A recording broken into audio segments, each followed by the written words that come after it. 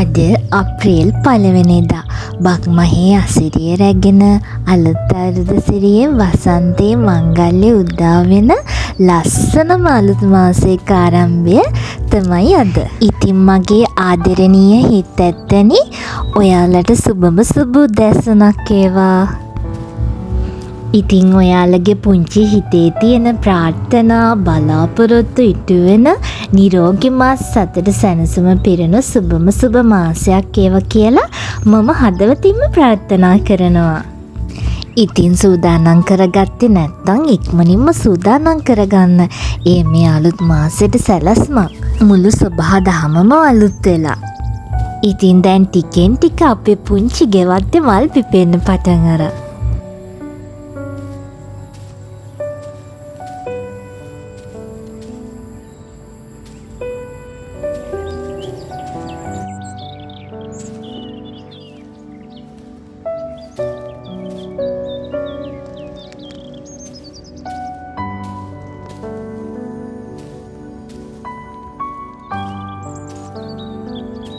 ඉතින් අම්මත් එක්ක එකතු වෙලා මේ ඕලු පැල දාලා තියෙන බේසන් වල වතුර අයින් කරලා අලුතෙන් වතුර එකතු කරලා කහ පාට වෙච්ච පත්‍රත් අයින් කරලා එයාලා මුලින්ම ලස්සන කරලා ගත්තා.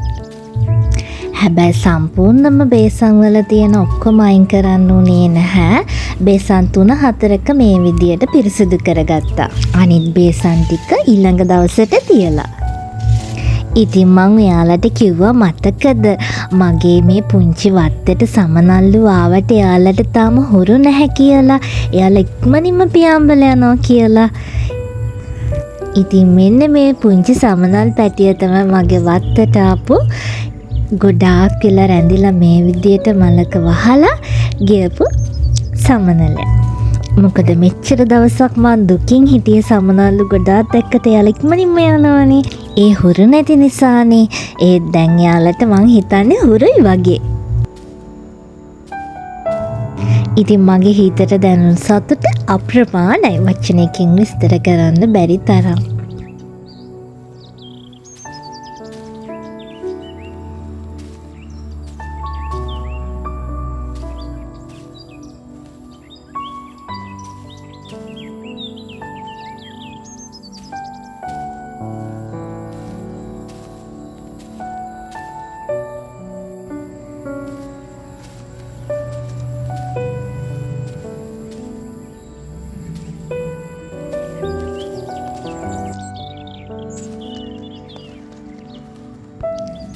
ඉතින් තව ටික වෙලාවක් ගියාට පස්සේ තවත් පුංචි සමනල් පැටියෙක් ආවා. මං එයාවත් මේ විදියට ෆිල්ම් කරගත්තා. ඉතින් උදේම වත්තේ පුංචි වැඩ කිහිපයකට අවධානය දීලා පිරිසිදු වෙලා ඊට පස්සේ අම්මා එක්ක එකතු වෙලා උදේ කෑම මේ විදියට හදාගත්තා. හදාගත්ත කිව්වට පරිප්පු විතරයි හදාගන්න තිබ්බේ. අද උදේට පානුයි පරිප්පු හොදේ.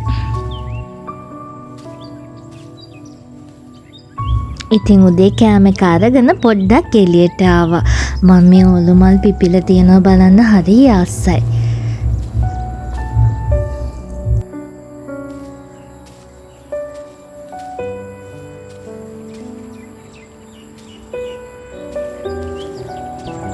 පුංචි වෙලාවක් ඒ දිහා බලාගෙන ඉඳලා ආයෙමත් අම්මා එක්ක ගෙදර ආවා.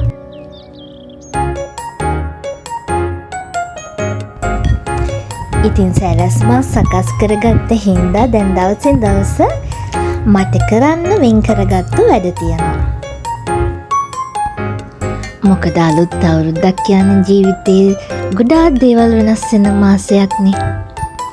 අපි හරිම සතුටින් කාලය ගත කරන්නේ. ගෙදර පිරිසිදු කරලා ලස්සන කරගන්නවා. ඉතින් ඒ වැඩ ටික ඉවර වෙලා බෙලිගෙඩි දෙකකුත් මේ විදියට හදාගෙන බිව්වා.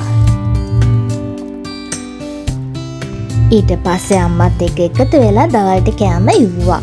අද සුදු කැකුළු බතුයි පරිප්පුයි සෝයා මීට් එක්ක ගොටිකොල සම්බෝල හදාගන්න ගමන් ඉතින් දවල් කෑමත් කාලා ටිකක් වෙලා ඉන්න උනේ නෑ. හොඳටම අපිට වහින්න පටන් ගත්තා. ඉතින් එතනින් එහාට ඇත්තටම කිසිම දෙයක් මට පිළිම් කරගන්න උනේ නැහැ. ඉතින් ආයෙමත් ඉක්මනින් මුණ ගැහෙනකම් පරිස්සමින් ඉන්න. ඔයාලා හැමෝටම මං ගොඩාක් ආදරේ.